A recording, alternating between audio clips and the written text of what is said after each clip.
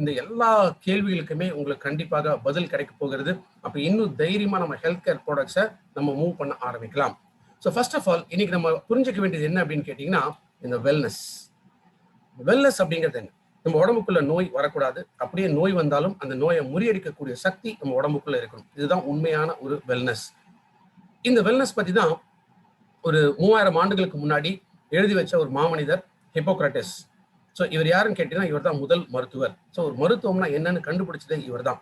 இவர் சிம்பிளா ஒரே ஒரு வாக்கியம் தான் சொல்றார். என்ன அப்படின்னா, உணவே மருந்து, மருந்தே உணவு. அந்த உணவே மருந்துங்கிறது மாறி போய் இன்னைக்கு மருந்தே உணவுங்கிற அளவு தான் இன்னைக்கு வாழ்க்கை ஓடிட்டு இருக்கு. அப்ப ஏன் உணவு முக்கியம் அப்படின்னு சொல்றாரு? ஏன்னா உணவுல தான் நம்ம உடலுக்கு தேவைப்படக்கூடிய ஊட்டச்சத்துக்கள் அப்படிங்கிறது இருக்கு. இந்த ரெண்டு வகையாக நம்ம பிரிக்கலாம். ஒன்னு மேக்ரோ அப்படின்னு சொல்லுவோம், இன்னொன்னு மைக்ரோ அப்படின்னு சொல்லுவோம். மேக்ரோ அப்படின்னா என்ன? அதிக அளவுல தேவைப்படக்கூடிய ஊட்டச்சத்துக்கள். என்னென்ன ஊட்டச்சத்துக்கள் தேவைப்படும்? சர்க்கரை சத்து, கொழுப்பு சத்து, புரதச்சத்து. இந்த 3 சத்துக்களும் அதிக அளவில் நமக்கு தேவைப்படுது. அப்ப மைக்ரோ அப்படிங்கிறது என்ன? தாது பொருட்கள் அப்படின்னு சொல்லலாம். Vitamins, minerals. அப்ப இந்த 5 விதமான ஊட்டச்சத்துக்கள் இதுதான் முக்கியமாக நமக்கு அதிகமாக தேவைப்படக்கூடியது. இந்த ஊட்டச்சத்துக்கள் நம்ம உணவுலேருந்து நமக்கு கிடைக்கல அப்படின்னா என்ன ஆகும்? ஞாபக மறதி ஏற்படும், உடல் அடிக்கடி சோர்வு ஏற்படும், நரம்பு தளர்ச்சி வரலாம், தலைவலி இருக்கலாம், ஒரு தயக்கம், மயக்கம், மசில் வீக் ஆகும். இந்த மாதிரி சின்ன சின்னதான் நம்ம உடம்புக்குள்ள பிரச்சனைகள் உருவாக ஆரம்பிக்குது. காலப்போக்கில் இந்த சின்ன சின்ன பிரச்சனைகள் இதுதான் நோயாக மாறக்கூடியது. அதனால்தான் சர்க்கரை நோய், இதயம் சம்பந்தப்பட்ட நோய், புற்றுநோய், நுரையீரல் சம்பந்தப்பட்ட நோய்கள், இந்த மாதிரி நிறைய நோய்களாக மாற ஆரம்பிக்குது. ஆனா நம்ம என்ன நினைக்கிறோம்? ஏதோ ஒரு மெடிசனோ ஒரு சப்ளிமெண்ட் எடுத்த உடனே அந்த நோய் குணமாகணும் அப்படின்னு நினைக்கிறோம். அப்படி உண்மையிலேயே நடக்காது. ஏன் அப்படின்னு கேட்டீங்கன்னா, எதனால அந்த நோய் உருவாகுச்சோ அதை நம்ம சரி பண்ணா மட்டுமே நம்ம உடல் ஆரோக்கியமாக மாற முடியும். அப்ப நமக்கு என்ன தேவை அப்படின்னு கேட்டீங்கன்னா, இந்த வெல்னஸ்ல ஹெல்த்ங்கிற விஷயம் நமக்கு தேவை. அப்ப ஹெல்த்ங்கிறது என்ன? ஸ்டேட் ஆஃப் வெல்பீயிங் அப்படின்னு சொல்லுவோம். இந்த வெல்பீயிங்கிறது என்ன? எப்போதுமே நம்ம நல்லா இருக்கும், ஆரோக்கியமா இருக்கும். பொதுவாக ஒருத்தர் பார்த்த உடனே நம்ம என்ன கேட்கிறோம்? எப்படி சார் இருக்கீங்க அப்படின்னு தான் நம்ம கேட்கிறோம். அப்போ அதுவே நமக்கு உண்மையிலேயே நம்ம எப்படி சார் இருக்கோம் அப்படின்னு கேட்கும்போது நம்மளும் நல்லா இருக்கணும் அப்படிங்கறது அர்த்தம் அதுல. அப்ப எந்த ரீதியில நம்ம ஆரோக்கியம் அமைஞ்சிருக்கு அப்படின்னு கேட்டீங்கன்னா, உடல் ரீதியாக, மன ரீதியாக, சமுதாய ரீதியாக, சுற்றுப்புற சூழல் விகிதத்துல, ஞான மார்க்கத்துல, நம்மளோட எமோஷனல்னா நம்மளுடைய கண்ட்ரோல், இந்த மைண்ட் ஸ்டேட்டஸ், இதோட கண்ட்ரோல், இது எல்லாமே எப்போ பேலன்ஸ்டா இருக்கோ அப்பதான் உண்மையான ஆரோக்கியம் அப்படிங்கிறது நம்ம உடம்புக்குள்ள இருக்கு. ஸோ இந்த ஆரோக்கியம் எங்க ஆரம்பிக்கணும்? முதல்ல செல்ஃப், நம்ம கிட்ட இருந்து ஆரம்பிக்கணும். ஏன்னா பொதுவாக நம்ம என்ன எதிர்பார்க்கிறோம்? மற்றவங்க நல்லா இருக்கணும் அப்படின்னு மட்டுமே எதிர்பார்க்கிறோம். ஆனா நம்மளை பத்தி நம்ம கவலைப்படுறது இல்லை. ஆனா முதல் ஆரோக்கியம்ங்கிறது நம்ம கிட்ட இருந்து உருவாக வேண்டிய ஒரு விஷயம். அப்ப இந்த ஆரோக்கியம் இல்லைன்னா இதுக்கு இன்னைக்கு நமக்கு என்ன கண்டிஷன் நம்ம இருக்கோம் அப்படிங்கிறத ஒரு சிம்பிளான லாஜிக்ல நான் புரிய வைக்கிறேன். இதான் நான் சொல்லுவோம் ஐஸ்பர்க் கான்செப்ட் ஆஃப் டிசீஸ் அப்படின்னு சொல்லுவோம். ஐஸ்பர்க்ங்கிறது என்ன? பனிப்பாறை. ஸோ இந்த பனிப்பாறை எல்லாமே கேள்விப்பட்டிருப்பீங்க, சில பேர் பார்த்துருக்கலாம். ரைட். இந்த பனிப்பாறை இப்போ இந்த கடல் மட்டத்துக்கு மேல நம்ம கண்ணுக்கு தெரியக்கூடிய இந்த பனிப்பாறை இது பெருசா இருக்குங்களா, சின்னதா இருக்குங்களா? எஸ், சில பேர் இது பெருசா இருக்குன்னு சொல்லுவீங்க, சில பேர் இது சின்னதா இருக்கு அப்படின்னு சொல்லுவீங்க. பட் உண்மையிலேயே இந்த பனிப்பாறை அப்படிங்கிறது கடல் மட்டத்துக்கு மேல அப்படி மிதக்கக்கூடிய ஒரு விஷயம் இல்லை. அது வேரூன்றி நீண்ட தூரத்துல இருந்து ஆரம்பிச்சு மேல இந்த மாதிரி கட்டியாகி பெருசா வெளியில வரக்கூடியது. அப்ப உண்மையிலேயே இந்த பனிப்பாறையோட சைஸ் பாத்தீங்கன்னா இது மாதிரிதான் இருக்கும். இப்ப யோசிச்சு பாருங்க, கடல் மட்டத்துக்கு மேல இருக்கக்கூடிய பகுதி இது பெருசா இருக்கா, இல்ல கடல் மட்டத்துக்கு கீழே இருக்கக்கூடிய பகுதி இது பெருசா இருக்கான்னு யோசிச்சு பாருங்க. எஸ், இப்ப எல்லாருமே ஒரே பதில் தான் சொல்லுவீங்க. கடல் மட்டத்துக்கு கீழே இருக்கக்கூடிய பகுதி தான் பெருசா இருக்கு, மேல இருக்கக்கூடிய பகுதி சின்னதா இருக்கு அப்படின்னு சொல்லுவீங்க. ரைட். இதுக்கும் நம்மளுடைய இன்னைக்கு இருக்கக்கூடிய வாழ்க்கையும் ஒண்ணுதான். ஏன் அப்படின்னு கேட்டீங்கன்னா, இப்ப கடல் மட்டத்துக்கு மேல நம்ம பார்க்கக்கூடிய இந்த பகுதி இதுதான் என்ன சொல்றோம்? நோன். நோன் அப்படின்னா என்ன? கண்ணுக்கு தெரிஞ்ச விஷயம். அப்ப நம்ம கண்ணுக்கு தெரிஞ்ச விஷயம் என்னன்னு கேட்டீங்கன்னா, நம்ம உடம்புக்குள்ள ஒரு நோய் வந்த பிறகு, சர்க்கரை நோய் இருக்கலாம், இதயம் சம்பந்தப்பட்ட நோய் இருக்கலாம், புற்றுநோய் இருக்கலாம், எலும்பு மூட்டு தேய்மானம் இருக்கலாம், குழந்தை இல்லாத இன்ஃபர்டிலிட்டி அப்படிங்கிற அந்த தன்மை இருக்கலாம். அப்போ இது எல்லாமே சேர்ந்துதான் என்ன சொல்றோம்னா நோய் வந்த பிறகு அப்படிங்கிற ஒரு ஸ்டேஜ். ஸோ ஒரு நோய் வந்த பிறகு நம்ம இருக்கக்கூடியது ஒரே ஒரு ஆப்ஷன் தான். என்னன்னு கேட்டீங்கன்னா, டாக்டரை பார்க்குறோம், ட்ரீட்மெண்ட் எடுக்கும். ஒன்ஸ் அந்த ட்ரீட்மெண்ட் எடுத்தோம்னா, டாக்டர் கொடுக்குற மெடிசன்ஸ் நம்ம எடுக்க ஆரம்பிச்சோன்னா வாழ்நாள் முழுக்க இந்த மெடிசன்ஸோட தான் நம்ம இன்னைக்கு வாழ்ந்தாகணும். அதான் இன்னைக்கு இருக்கக்கூடிய உண்மையான ஒரு நிலை. அப்ப நம்ம யோசிக்க வேண்டியது எங்கன்னு கேட்டீங்கன்னா, இந்த அன்னோன்.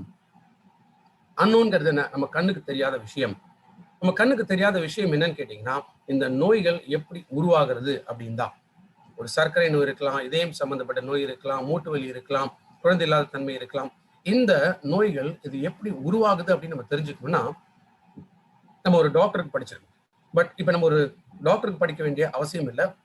ஒரே ஒரு வார்த்தையை மட்டும் நம்ம படிச்சிருந்தா போதும். அந்த வார்த்தைக்கு பேர் தான் ப்ரிவென்ஷன் அப்படின்னு சொல்றோம்.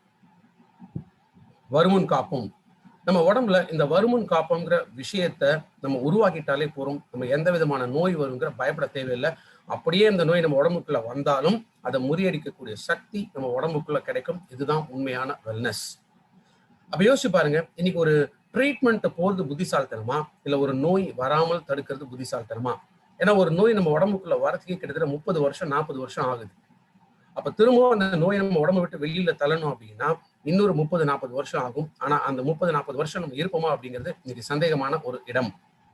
இன்ஃபேக்ட் இந்த பனிப்பாறை, இந்த ஒரு ஒரு படம் வந்தது இல்லைங்களா, டைட்டானிக் அப்படிங்கிற ஒரு படம். ஸோ அந்த படத்தோட கான்செப்டும் நம்மளுடைய ஆரோக்கியமும் ஒண்ணுதான். ஏன் அப்படின்னு கேட்டீங்கன்னா, அந்த கப்பல் ஒருவேளை மேல் பகுதியில அந்த பனிப்பாறை இடிச்சிருந்ததுன்னா மேபி எல்லாருமே உயிர் பழைச்சிருப்பாங்க. ஆனா அந்த கப்பல் இடிச்சது எங்கன்னா, இந்த பனிப்பாறை கப்பலோட அடிப்பகுதியில இடிச்சது. அப்ப என்ன ஆயிடுச்சு, தண்ணி ஃபுல்லா உள்ளுக்குள்ள வந்து அந்த கப்பல் மூழ்கிற அளவுக்கு போயிடுச்சு. இதே போலதான் நம்ம ஆரோக்கியம். நம்ம இந்த ப்ரிவென்ஷன்ங்கிற இடத்த நம்ம விட்டுட்டோம் அப்படின்னு கேட்டீங்கன்னா நம்ம நோய்க்குள்ளதான் போக வேண்டி இருக்கும். அப்ப நம்மளுடைய அடிப்பகுதிங்கிறது என்ன, நம்மளுடைய நோய் எதிர்ப்பு சக்தி நம்ம உடலோட ஆரோக்கியம். ஸோ இந்த ஆரோக்கியத்தை தான் நம்ம எப்போதுமே பாதுகாக்க வேண்டும். அதனால்தான் ஹெல்த்ங்கிறது ரொம்ப ரொம்ப இம்பார்ட்டன்ட். அந்த ஹெல்த்தை நம்ம மெயின்டைன் பண்ணாதான் வெல்னஸ்ங்கிற இடத்துக்குள்ள நம்ம போக முடியும். ஏன்னா இன்னைக்கு இருக்கக்கூடிய சூழ்நிலை அந்த மாதிரி இருக்கு. இன்னைக்கு ஒரு டாக்டர்கிட்ட போறோம், டயக்னோசிஸ் என்ன தேவை, டயக்னோசிஸ் எதுக்காக, டயக்னோசிஸ் அந்த நோய் எப்படி இருக்கு, என்ன மாதிரி இருக்கு, எவ்வளவு தீவிரமா இருக்கு அப்படின்னு தெரிஞ்சுக்கணும்னா டயக்னோஸ் பண்ணா மட்டும்தான் தெரிஞ்சுக்க முடியும். அப்ப இந்த டயக்னோசிஸ் தான் டாக்டர் என்ன சொல்றாங்க, போய் ஸ்கேன் எடுங்க, எக்ஸ்ரே எடுங்க, இல்ல எம்என்ஆர்ஐ எடுங்க, எம்ஆர்ஐ எடுங்க. ஸோ அதை பார்த்து தான் அவங்க இன்னைக்கு தெரிஞ்சுக்கிறாங்க. ஒரு காலத்துல நாடி பிடிச்சி பார்த்து டாக்டர்ஸ் துல்லியமா சொல்லுவாங்க உடம்புல எங்க பிரச்சனை இருக்குன்னு, அது கரெக்டான ஒரு ட்ரீட்மெண்ட் கொடுத்துட்டு இருந்தாங்க. இப்பெல்லாம் அது நடக்கிறதே இல்லை. நம்ம கையை தொட்டு கூட டாக்டர்ஸ் வந்து பாக்குறது இல்லை. இன்ஃபேக்ட் இந்த ஒரு கொரோனா ஸ்டார்ட் ஆனதுலேருந்து ஒரு 3 அடி டிஸ்டன்ஸ்ல தான் இன்னைக்கு டாக்டர்ஸே நம்ம பாக்குறாங்க. அப்ப நம்ம சொல்ற அறிகுறிகளை வச்சுதான் இன்னைக்கு நம்ம ட்ரீட்மெண்ட் அப்படிங்கிறதே இருக்கு. அப்ப எவ்வளவு டாக்டர்ஸோட நிலை என்னன்னு கேட்டீங்கன்னா, உலகத்துல ஒரு கம்பாரிசன் எடுத்திருக்காங்க. இந்த கம்பாரிசன் பார்க்கும்போது எந்த நாடுகள்ல அதிக டாக்டர்ஸ் கிடைக்கிறாங்க அப்படிங்கிறதுக்காக இருக்கிறதுலே ஜெர்மனி நாட்டுல தான் 1000 நோயாளிகளுக்கு கிட்டத்தட்ட 4.3 டாக்டர்ஸ் வந்து கிடைக்கிறாங்களா. யோசிச்சு பாருங்க, 1000 நோயாளிகளுக்கு 4.3 டாக்டர் வந்து அங்க இருக்காங்க. ஜெர்மனி சின்ன நாடு.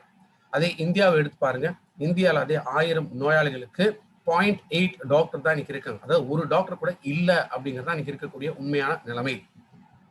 அந்த டாக்டர் இப்ப யாருக்கு வைத்தியம் பார்ப்பாரு, நோயில கஷ்டப்படுறவங்களா இல்ல நோய் தீவிரமா இருக்கிறவங்களா? நிச்சயமா கிடையாது. யார் இன்னைக்கு பணம் செலவு பண்ண தயாரா இருக்காங்களோ அவங்களுக்கு மட்டும்தான் இன்னைக்கு ட்ரீட்மெண்ட். இந்த இடத்துலதான் இந்த 2 கேள்விக்கான பதில்கள் நம்ம புரிஞ்சுக்கணும். ஒண்ணு, யார் சப்ளிமெண்ட் எடுக்கணும், 2வது எதுக்காக சப்ளிமெண்ட் எடுக்கணும். இந்த 2 கேள்விகள் நம்ம தெளிவா புரிஞ்சுக்கிட்டோம் அப்படின்னா ஆரம்பத்தில் நான் சொன்ன அத்தனை விதமான கேள்விகளுக்கும் பதில் நமக்கு கண்டிப்பாக கிடைக்கும். ஏன்னா இன்னைக்கு நம்மளுடைய ஆரோக்கியம் அப்படிங்கிறது ஒரு 3 காரணங்கள்னால இன்னைக்கு பாதிக்கப்படக்கூடியது. ஒண்ணு என்ன சொல்றோம், மால் நியூட்ரிஷன், ஊட்டச்சத்தோட பற்றாக்குறை.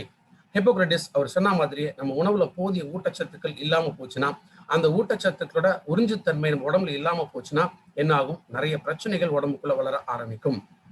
மசில் வீக் ஆக ஆரம்பிக்கும், உடம்புல அங்கங்க ஃப்ராக்சர்ஸ் ஏற்படலாம், அடிக்கடி ஹாஸ்பிட்டல் அட்மிட் ஆக வேண்டிய சூழ்நிலை ஏற்படும், தடுமாற்றம் இருக்கும், நோய் தொற்றுகள் அதிகமாகும். அப்போ மற்றவங்களை சார்ந்து இருக்கக்கூடிய நிலை வந்து அதிகமாக ஏற்படும், உடல் எடை குறைய ஆரம்பிக்கும், நம்ம உடம்புல எனர்ஜியே எப்போதுமே இருக்காது. இது எல்லாமே ஏற்படுறதுக்கான காரணம் என்ன, இந்த ஊட்டச்சத்துக்களோட பற்றாக்குறை. 2வது நம்ம பார்க்கக்கூடியது வயோதிகத்தன்மை. பொதுவா 60 வயசுக்கு மேலதான் சர்க்கரை நோய், இதயம் சம்பந்தப்பட்ட நோய், புற்றுநோய், நுரையீரல் சம்பந்தப்பட்ட நோய்கள், உடல் பருமன், கண் பார்வை கோளாறுகள், இந்த மாதிரி நிறைய நோய்கள் வந்துட்டு இருந்தது. அப்போ ஒரு 60 வயசுக்கு மேல ஒரு நோய் வர்றதுனால பெரிய பாதிப்பு இல்லை. ஏன்னா மீதி இருக்கிறது ஒரு 15-20 வருஷம். அந்த 15-20 வருஷம் அப்படிங்கிறது அந்த நோயோட எப்படியா நம்ம வாழ்ந்துட்டு போயிடலாம். ஆனா இத்தனை விதமான நோய்களும் இன்னைக்கு இருக்கக்கூடிய காலகட்டத்துல 40 வயசுல வர ஆரம்பிக்குது. ஸோ 40 வயசுல வரும்போது மீதி நமக்கு அதே 15-20 வருஷம் தான் வாழ்க்கை இருக்குன்னு வச்சுக்கிட்டீங்கன்னா, அப்ப 60லயே இன்னைக்கு வாழ்க்கை முடியக்கூடிய சூழ்நிலை ஏற்படுது.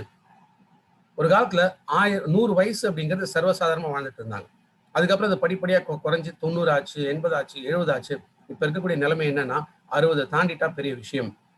ஏன்னா இந்த வயோதிகத்தன்மை முன்ன விட இன்னைக்கு முன்னேற ஆரம்பிச்சிருச்சு.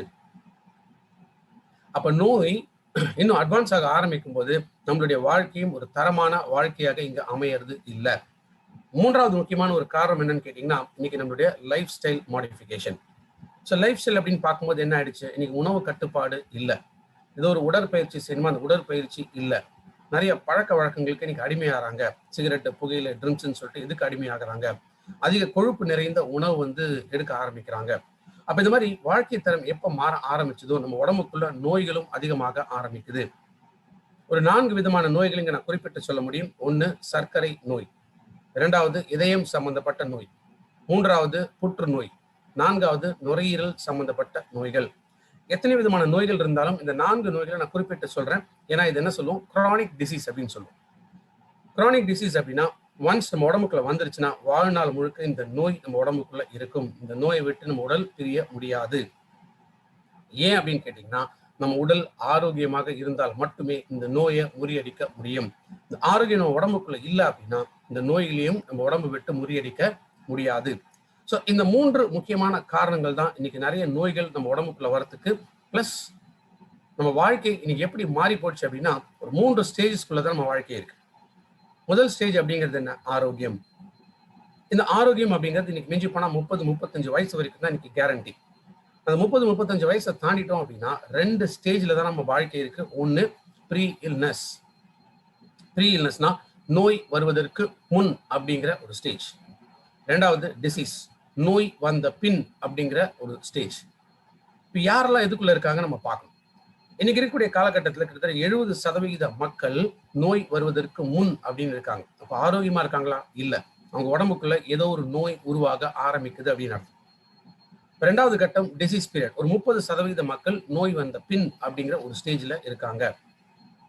சரி, 70% மக்கள் நோய் வருவதற்கு முன் இருக்காங்க அப்படின்னா இப்ப நம்ம எல்லாம் எதுக்குள்ள இருக்கோங்கிறத யோசிச்சு பாருங்க. நம்ம ஆரோக்கியமா இருக்குமா, இல்ல நோய் வருவதற்கு முன் அப்படிங்கிற ஒரு ஸ்டேஜ்ல இருக்குமா? எஸ், 100% என்னால சொல்ல முடியும். நம்ம உடம்புக்குள்ள ஏதோ ஒரு பிரச்சனை உருவாக ஆரம்பிக்க போகுது அப்படின்னு தான் அர்த்தம்.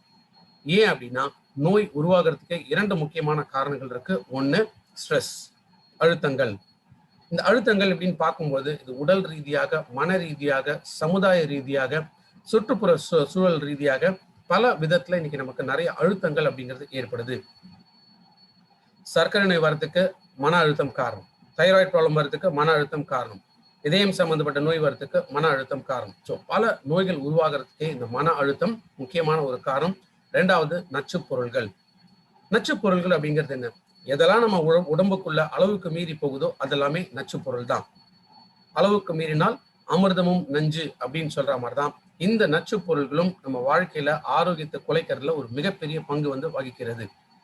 அப்ப இந்த டாக்ஸின்ஸ், இந்த நச்சு பொருள் எங்கேருந்து வருது? அடிப்படையா நம்ம உயிர் வாழ்க்கைக்கு 3 விஷயம் தான் தேவை. நல்ல காற்று, நல்ல தண்ணீர், நல்ல உணவு. இந்த 3மே இன்னைக்கு நமக்கு கிடைக்குதா அப்படின்னா நான் சொல்ல வேண்டியதுல உங்களுக்கே தெரியும். அது மட்டும் இல்லாமல் இங்க இருக்கக்கூடிய எத்தனை விதமான பழக்க வழக்கங்கள். சின்ன வயசுல இருந்தே இன்னைக்கு சிகரெட்டு, புகையில, ட்ரிங்க்ஸ் இது எல்லாமே இன்னைக்கு வந்து கத்துக்க ஆரம்பிச்சிடறாங்க. இதுவும் பெரும் அளவுல இன்னைக்கு நோய் ஆரம்பிக்கிறதுக்கான ஒரு காரணம். அதே போல செல்ஃப் மெடிகேஷன்.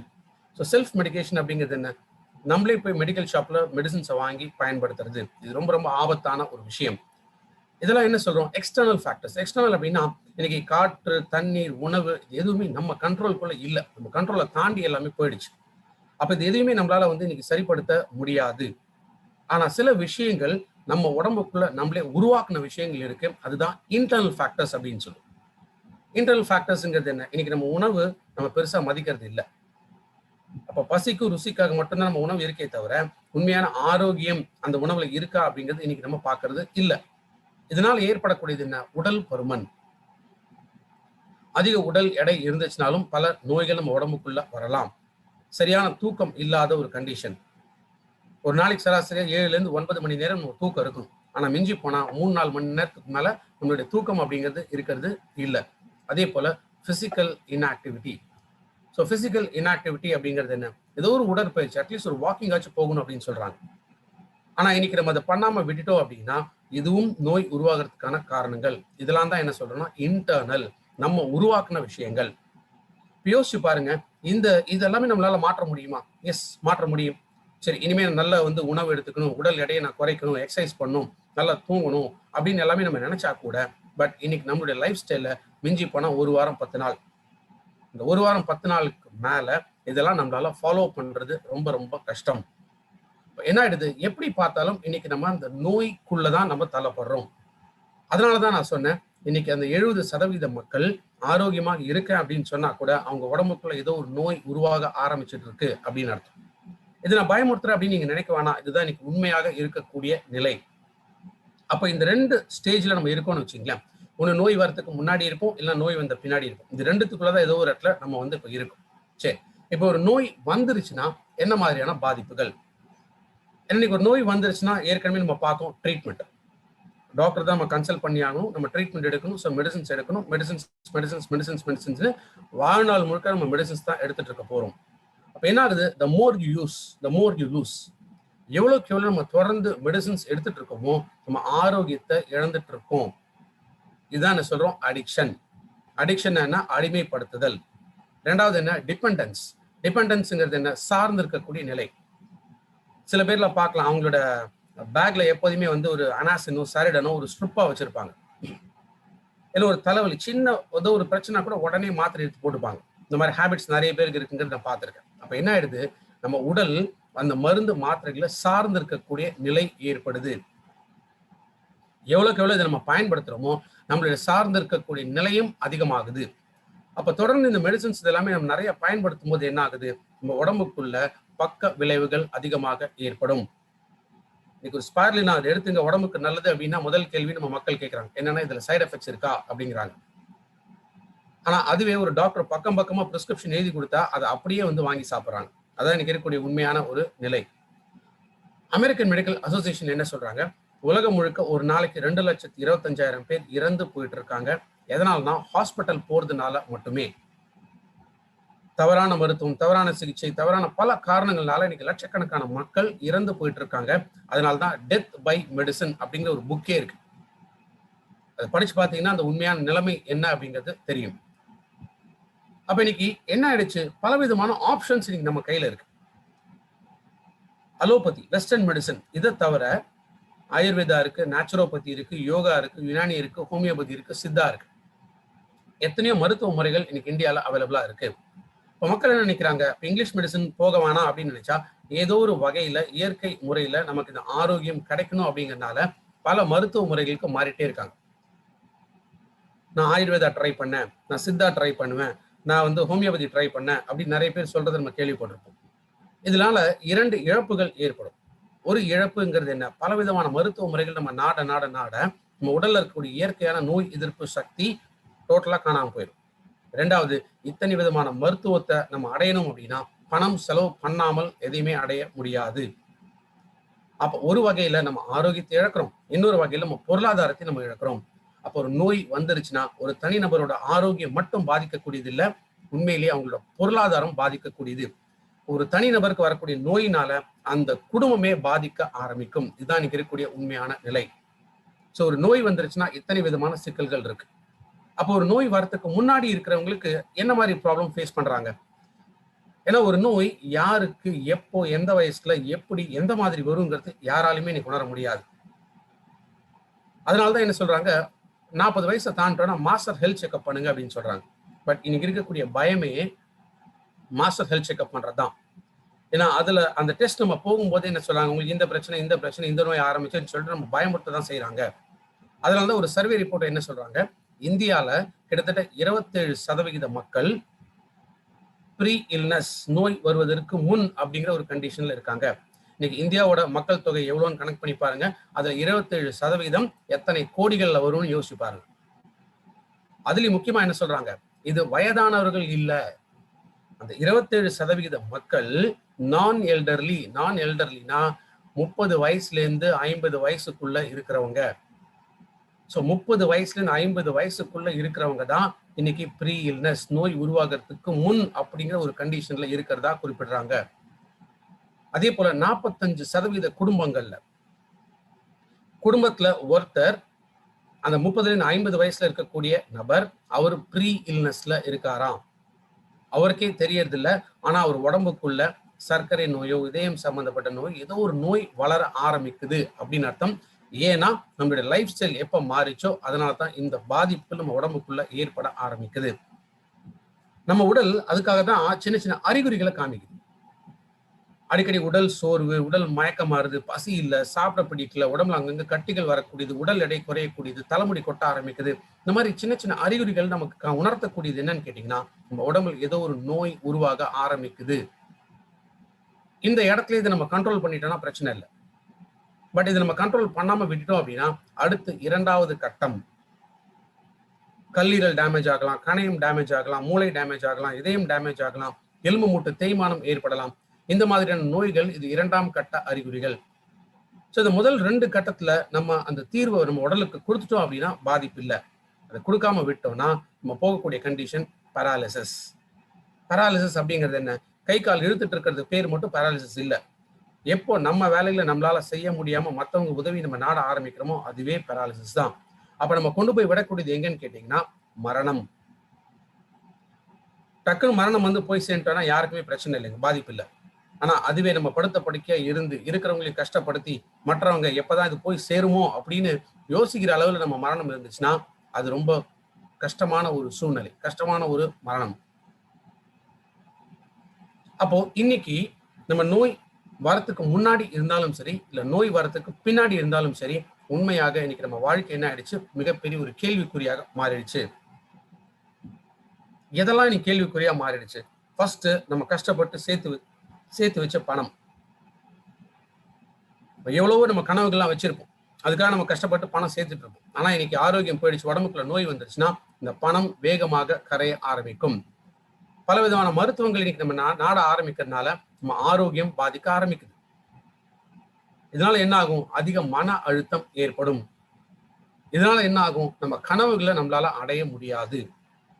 எத்தனையோ சின்ன சின்ன விஷயங்கள், ஒரு வீடு கட்டுறதுதான், கார் வாங்குறது தான் மட்டும் கனவு அப்படிங்கிறது இல்லை. நம்ம ஆசைப்பட்ட எதை அடையணும் அப்படின்னு நம்ம நினைச்சாலுமே அதுவே நம்மளுடைய கனவுகள். ஸோ அந்த சின்ன சின்ன விஷயங்களை கூட இன்னைக்கு நம்ம அடைய முடியாத ஒரு சூழ்நிலைக்குள்ள தள்ளப்படுறோம். இது எல்லாமே சேரும்போது எங்க கொண்டு போய் விடும்னா இன்னைக்கு பாதுகாப்பு இல்லை. நம்ம வாழ்க்கையில இன்னைக்கு ஆரோக்கியம் அப்படிங்கிற ஒரு பாதுகாப்பு இல்லை அப்படிங்கறதுதான் உண்மையான நிலைமை. அப்ப இது எல்லாமே இன்னைக்கு கேள்விக்குறியாக மாற ஆரம்பிக்குது. இந்த கேள்விக்குறி எல்லாமே நம்ம ஆச்சரியக்குறியாக மாத்தணும் அப்படின்னா நம்ம ஒரே ஒரு விஷயம் தான் செய்யணும். அதுக்கு பேர் தான் செல்ஃப் கேர். செல்ஃப் கேர் அப்படிங்கிறது என்ன? நம்ம உடலுக்கு நம்ம கொடுக்கக்கூடிய பாதுகாப்பு. இந்த பாதுகாப்பு இது எப்பெல்லாம் தேவை? நம்ம வாழ்நாள் முழுக்க நமக்கு தேவை. எதற்காகனா நம்ம ஆரோக்கியத்தை சப்போர்ட் பண்றதுக்காக நமக்கு தேவைப்படுது. இந்த செல்ஃப் கேர் இதை நம்ம எடுக்கனாலும் 2 விஷயங்கள் நமக்கு கிடைச்சாலே போதும். ஒரு விஷயம் என்ன சொல்றோம்னா நோய் எதிர்ப்பு சக்தி. 2வது விஷயம் நம்ம உடம்புல இருக்கக்கூடிய தடுமாற்றம், இது பேலன்ஸ் ஆகணும். யோசிச்சு பாருங்க, இன்னைக்கு ஒரு சர்க்கரை நோய் இருக்கிறவங்க டாக்டர் கிட்ட போய் ட்ரீட்மெண்ட் எடுக்கிறாங்க. என்னைக்காவது அந்த டாக்டர் உங்களுக்கு சர்க்கரை நோய் குணமாயிடுச்சு, மெடிசின்ஸை நிறுத்திடுங்க அப்படின்னு யாராவது சொல்லி நம்ம கேள்விப்பட்டிருக்கோமா? நிச்சயமா அது நடந்ததே கிடையாது. அப்ப என்ன ஆயிடுது? அந்த மருந்துகள், நம்ம எடுக்கக்கூடிய அந்த மெடிசன்ஸ் இதற்கு நோய் எதிர்ப்பு சக்தியும் கொடுக்க முடியாது. நம்ம உடம்புல இருக்கக்கூடிய இம்பேலன்ஸை சரி பண்ணவும் முடியாது. இதனாலதான் இன்னைக்கு நம்ம ஒன்ஸ் மெடிசன்ஸ் எடுத்துட்டோம்னா வாழ்நாள் முழுக்க அது அடிக்ஷன் அப்படிங்கிற அளவுக்கு நம்ம போறோம். இன்னைக்கு இருக்கக்கூடிய எந்த மாடர்ன் மெடிசன்ஸுக்கும் நம்ம இயற்கையான விஷயங்கள் நம்ம கொடுக்கறதுக்கான சக்தி அதுல கிடையாது. அப்ப நம்ம ஆரோக்கியத்தை நம்ம தான் பாதுகாக்கணும். அப்ப இன்னைக்கு நான் நல்லா இருக்கேன், உடம்புல நோய் இல்லை, பிரச்சனை இல்லை அப்படின்னு சொல்றவங்க வாழ்நாள் முழுக்க அதே ஆரோக்கியத்தோட வாழணுமா? அதற்கு இன்னைக்கு நம்ம கையில இருக்கக்கூடிய ஒரே சொல்யூஷன் தான் 2004 துவங்கின வெஸ்டீஜ்ங்கிற இந்த நிறுவனம் நம்ம கொடுத்திருக்கிற இந்த cellular nourishment therapy. Cellular nourishment therapy அப்படிங்கிறது என்ன? தெரப்பினா ட்ரீட்மெண்ட். எதுக்கான ட்ரீட்மெண்ட்? நம்ம உடலுக்கு நம்ம ஆரோக்கியத்தை கொடுக்கறதுக்கான ஒரு ட்ரீட்மெண்ட். நரிஷ்மெண்ட்னா என்ன? ஊட்டச்சத்துக்களை கொடுக்கக்கூடியது. எங்க கொடுக்கணும்? செல்களுக்கு கொடுக்கணும். ஏன்னா நம்ம உடல் அப்படிங்கிறது கோடிக்கணக்கான செல்களால உருவாக்கப்பட்டது. இந்த கோடிக்கணக்கான செல்கள் இதற்கு தேவைப்படக்கூடிய ஊட்டச்சத்துக்கள் நம்ம முறையா கொடுத்தோம்னா பிரச்சனை இல்லை.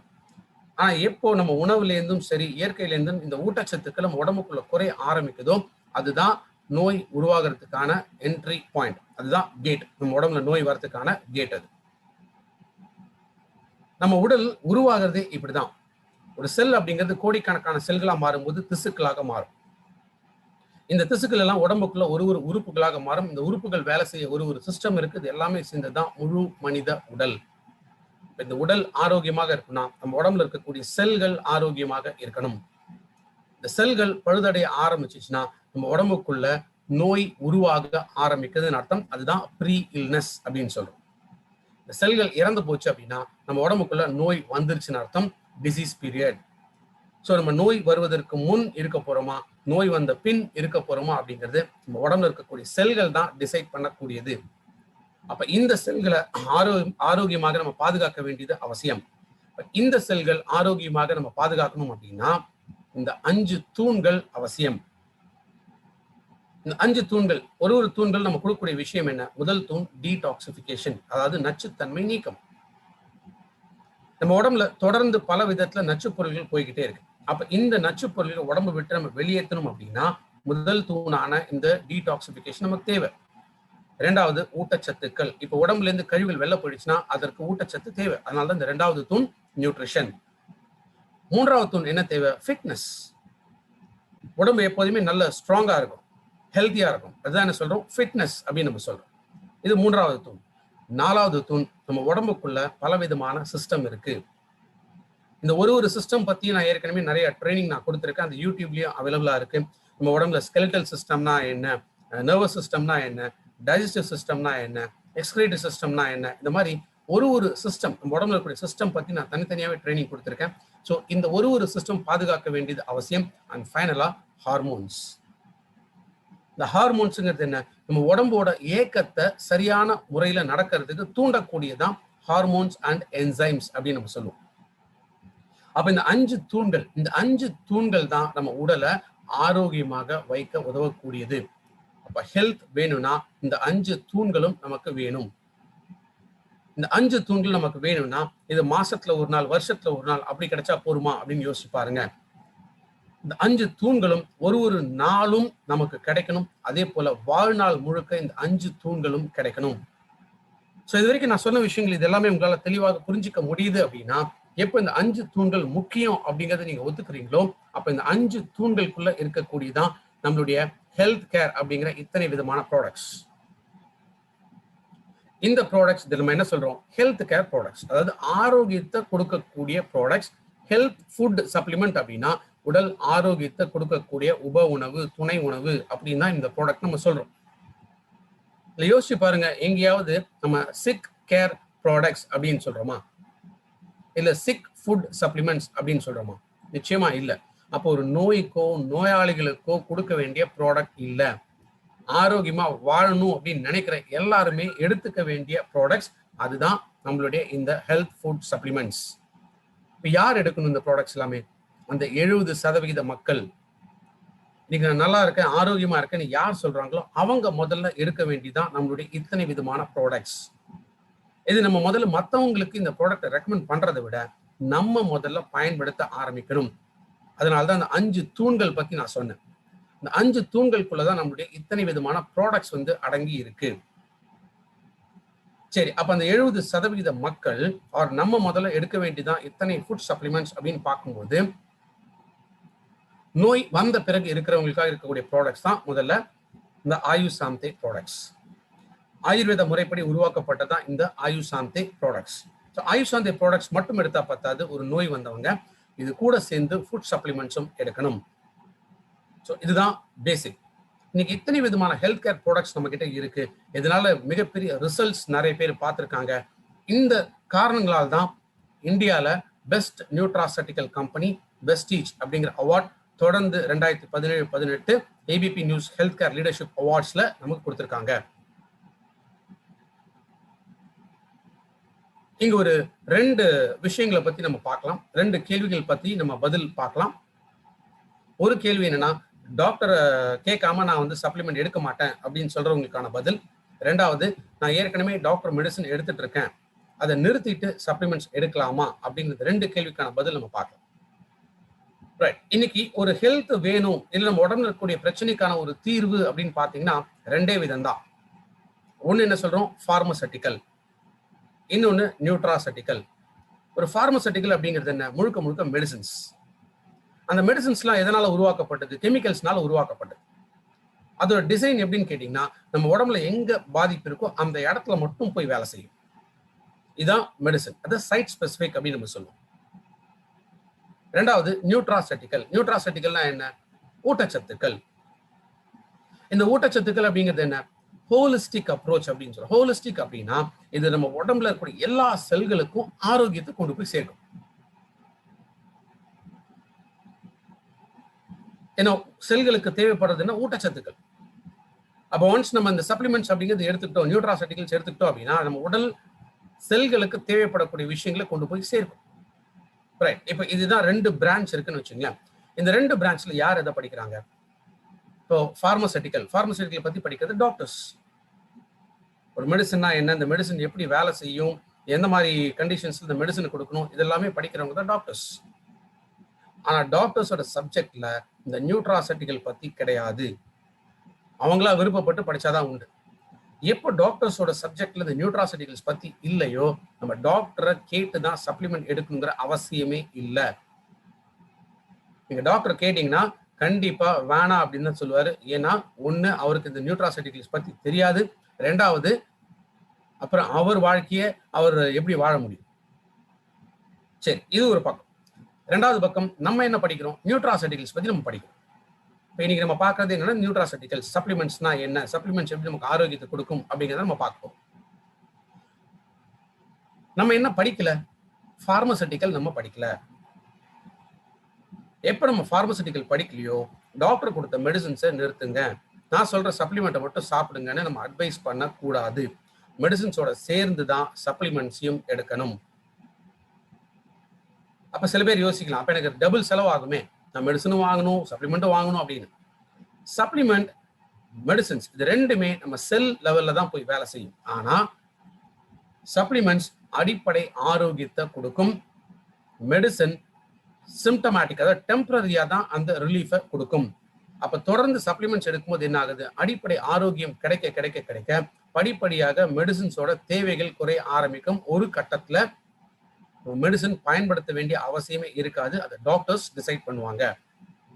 அதுக்காக தான் நம்ம சப்ளிமெண்ட்ஸ் எடுக்கணும். ஏன்னா முன்னாடியே நம்ம பார்த்தோம், எவ்வளவுக்கு எவ்வளவு இன்னைக்கு மெடிசின்ஸ் நம்ம பயன்படுத்துறோமோ அதனால ஒண்ணு ஏற்படக்கூடியது என்ன? அடிக்ஷன், அடிமைப்படுத்துதல். இரண்டாவது சார்ந்து இருக்கக்கூடிய நிலை. இது ரெண்டும் ஏற்படக்கூடாதுன்னா இன்னைக்கு நியூட்ராசெட்டிக்கல்ஸ், நம்மளுடைய ஃபுட் சப்ளிமெண்ட்ஸ் இதுதான் இன்னைக்கு நமக்கு கட்டாயம் தேவைப்படுது.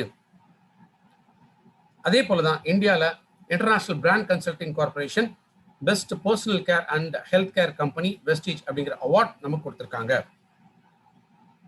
ஸோ ஃப்ரெண்ட்ஸ், இது வரைக்கும் நம்ம பார்த்த விஷயங்கள் இது எல்லாமே என்னன்னு கேட்டீங்கன்னா அந்த முதல் கேள்விக்கான பதில் மட்டும்தான். யார் சப்ளிமெண்ட் எடுக்கணும் அப்படிங்கிற முதல் கேள்விக்கான பதில் தான் இது வரைக்கும் நம்ம பார்த்துருக்கோம். ஸோ யார் சப்ளிமெண்ட் எடுக்கணும் அப்படிங்கிறதே நம்ம புரிஞ்சுக்கலன்னா நம்ம திரும்ப திரும்ப என்ன பண்ணுவோம்? நோய்க்காகவும் நோயாளிகளுக்காக மட்டுமே நம்ம சப்ளிமெண்ட் அப்படின்னு நினைச்சிட்டு இருப்போம். நம்ம பயன்படுத்த மாட்டோம். நம்ம சப்ளிமெண்ட் கொடுக்கறவங்க நல்லா இருப்பாங்க, கொஞ்ச நாள்ல நம்ம உடலுக்குள்ள ஏதோ ஒரு பிரச்சனை வந்துருச்சுன்னா அந்த தீர்வு நோக்கி தான் நம்ம ஓட வேண்டியிருக்கும். ஸோ அந்த நோய் வராமல் தடுக்கிறதுக்காக தான் இன்னைக்கு நம்மளுடைய ஹெல்த் கேர் ப்ராடக்ட்ஸ் அப்படிங்கிறது இருக்கு. ஸோ இந்த அடிப்படை நாலேஜ் இது ஒவ்வொருத்தருக்கும் கட்டாயம் தேவை. இதை நான் கத்துக் கொடுக்க ஆரம்பிச்ச பிறகுதான் இன்னைக்கு ஹெல்த் கேர் ப்ராடக்ட்ஸோட வியாபாரம் பல கோடி ரூபாய்கள் இன்னைக்கு வளர்ந்து இருக்கு. ஸோ ஏன் இன்னைக்கு ஒரு 40 நிமிஷம் நீங்க முக்கியமா இதில் நான் கொடுத்துருக்கேன் அப்படின்னா பிகாஸ் இதை புரிஞ்சிக்காம நம்ம அடுத்த ஸ்டெப் போறதுல அர்த்தமே கிடையாது. ரைட். இன்னைக்கு ஹெல்த் கேர்ல இன்னைக்கு எத்தனை விதமான ப்ராடக்ட்ஸ் இருக்கு, இதை ஈஸியா புரிஞ்சுக்கணும் அப்படிங்கிறதுக்காக தான் என்ன பண்ணியிருக்கோம்? கேட்டகரியா நம்ம பிரிச்சிருக்கோம். ஸோ என்ன மாதிரியான கேட்டகரிஸ், அதில் என்ன மாதிரியான ப்ராடக்ட்ஸ் இருக்கு அப்படிங்கிறது தான் இப்போ நம்ம பார்க்க போறோம். ஸோ ஃபர்ஸ்ட் கேட்டகரி நம்ம பார்க்கக்கூடியது வெஸ்டீஜ்ல பிரைம் அப்படிங்கிற கேட்டகரி. ஸோ இந்த பிரைம்ங்கிற கேட்டகரியில் இருக்கக்கூடிய ப்ராடக்ட்ஸ் என்ன? இதெல்லாமே ப்ரீமியம் குவாலிட்டி ப்ராடக்ட்ஸ் அப்படின்னு சொல்லுவோம். இதுல நிறைய கிளினிக்கல் ட்ரையல்ஸ், சயின்டிபிக் ரிசர்ச்சஸ் இதெல்லாமே பண்ணி இன்டர்நேஷனல் மார்க்கெட்ல இருக்கக்கூடிய அந்த ஃபுட் சப்ளிமெண்ட்ஸ் இந்தியன் மார்க்கெட்டுக்கு த்ரூ வெஸ்டீஜ் நம்ம கொண்டு வரதான் முக்கியமா இந்த பிரைம் கேட்டகரியில் இருக்கக்கூடிய ப்ராடக்ட்ஸ். ஃபர்ஸ்ட் நம்ம பார்க்கக்கூடியது என்ன? krill. krill அப்படிங்கிறது என்ன? இறால் போன்ற ஒரு மீன் வகை. இந்த krill வந்து எல்லா கடல் பகுதியிலுமே உயிர் வாழக்கூடிய மீன்கள் கிடையாது. இது குளிர்ந்த கடல் பகுதிகள், அதாவது அண்டார்டிக் krill அப்படின்னு சொல்லுவோம். இந்த அண்டார்டிக் ஓஷன்லயுமே கடலோட அடிப்பகுதியில உயிர் வாழக்கூடிய krill. ஏன் அப்படின்னா கடலோட அடிப்பகுதியில மரக்கட்டைகளை உணவாக தின்னக்கூடிய இந்த krill முழுக்க முழுக்க தூய்மையான மீன்கள் அப்படின்னு குறிப்பிடுறாங்க. அப்ப இந்த மீன்களுக்குள்ள என்ன இருக்குன்னா பாஸ்போலிபிட் அப்படின்னு சொல்லக்கூடிய ஒரு நல்ல கொழுப்பு இருக்கு. டிஹெச்ஏ இபிங்கிற ஒமேகாங்கிற ஒரு நல்ல கொழுப்பு இதுல இருக்கு. அதே போல ஆஸ்டசாந்தின்னா நம்ம உடம்புல நச்சு பொருள்கள் உருவாகாமல் தடுக்கக்கூடிய ஒரு விஷயம். இன்னைக்கு நம்ம கேரட், தக்காளி இதெல்லாம் ரெகுலரா சாப்பிடுறோம். இந்த கேரட், தக்காளி எல்லாம் என்ன இருக்கு அப்படின்னு கேட்டீங்கன்னா நம்ம உடம்புல நச்சு பொருள் உருவாகாத தன்மையை ஏற்படுத்தக்கூடிய விஷயம் அதுல இருக்கு. அது இயற்கையாகவே இந்த ஆஸ்டசாந்தின்ல இருக்கு. ஸ்பைருலினா எப்படி பச்சை கலர்ல இருக்கும், இந்த ஆஸ்டசாந்தின் அப்படிங்கிறது இது சிகப்பு கலர்ல இருக்கும். krill ஆயில் இது எடுக்கிறதுனால என்ன மாதிரியான பெனிஃபிட்ஸ் கிடைக்கும்? முதல்ல காக்னிட்டிவ் பவர் அப்படின்னு சொல்லுவோம். காக்னிட்டிவ்ங்கிறது என்ன? நம்ம மூளை சம்பந்தப்பட்ட விஷயங்கள். மூளை சம்பந்தப்பட்ட விஷயங்கள்னா நல்ல ஒரு ஞாபக சக்தி, அறிவுத்திறன், தெளிவாக புரிந்து கொள்ளக்கூடிய ஒரு நிலை, தெளிவாக பேசக்கூடிய ஒரு மனநிலை, புத்திசாலித்தனம், புத்தி கூர்மை, இந்த மாதிரி பல விஷயங்கள். இது எல்லாமே மூளை சார்ந்த விஷயங்கள். இது எல்லாமே ஆரோக்கியப்படுத்தக்கூடியது krill ஆயில். கல்லீரல் சம்பந்தப்பட்ட நோய்கள், முக்கியமாக கொழுப்பு கல்லீரல தங்குறது தான் ஃபேட்டி லிவர் அப்படின்னு சொல்லும். ஸோ அந்த ஃபேட்டி லிவர் கண்டிஷன்ஸ்ல krill ஆயில் எடுத்துட்டு வரலாம். கண் பார்வை கோளாறுகள் ஏற்படாமல் தடுக்கக்கூடியது krill ஆயில். இதுல ஒமேகா ஃபேட்டி ஆசிட்ஸ் இருக்கிறதுனால இதயம் சம்பந்தப்பட்ட நோய்கள் ஏற்படாமல் தடுக்க முடியும். புற்றுநோய் செல்களை அழிக்கக்கூடிய தன்மை krill ஆயில்ல இருக்கு. பெண்களுக்கு பீரியட் சம்பந்தப்பட்ட பிரச்சனைகள் இருந்துச்சா krill ஆயில் ரெக்கமெண்ட் பண்ணலாம். krill ஆயில் எடுக்கிறதுனால நல்ல தூக்கம் கிடைக்கும். krill ஆயில் எடுக்கிறதுனால உடல் உறுப்புகள்ல வீக்கம் ஏற்படாமல் தடுக்க முடியும். krill ஆயில் எடுக்கிறதுனால எலும்பு மூட்டு தேய்மானம் ஏற்படாமல் தடுக்க முடியும். ஸோ இத்தனை விதமான ஹெல்த் பெனிஃபிட்ஸ் இருக்கக்கூடிய krill ஆயில் ஒரு நாளைக்கு 2 கேப்சூல் சாப்பிடும் போதே கேப்சூலை சேர்த்து முழுங்கிடணும். அப்படி இல்லைன்னா சாப்பிட்ட உடனே krill ஆயில் கேப்சூல்ஸை எடுத்துக்கலாம். ஸோ இதுல இருந்து ஆரம்பிச்சு இனிமேல் நம்ம பார்க்கக்கூடிய எல்லா ப்ராடக்ட்ஸுமே நான் சொல்லக்கூடிய கணக்கு அப்படிங்கிறது ஒரு நாள் கணக்கு. அந்த ஒரு நாள் கணக்கு அப்படின்னு பார்க்கும்போது ஒரு நாளைக்கு 2 கேப்சூல் அப்படின்னா அட் அ டைம் நீங்க 2 கேப்சூலும் போட்டுக்கலாம். இல்லை காலையில 1 நைட் 1 அப்படின்னு பிரிச்சு கூட எடுத்துக்கலாம். எப்படி வேணாலும் சப்ளிமெண்ட்ஸை எடுத்துக்கலாம். ஸோ krill அடுத்து நம்ம பார்க்கக்கூடிய முக்கியமான ஒரு ப்ராடக்ட் காம்பயோட்டிக்ஸ். ஏன் இந்த காம்பயோட்டிக்ஸ் அவசியம்? ஏன்னா நம்ம உடம்புல இன்னைக்கு ஊட்டச்சத்தோட பற்றாக்குறைன்னு பார்த்தோம். இன்ஃபேக்ட் ஸ்டார்டிங்ல நான் சொன்னேன் micro nutrition vitamins and minerals.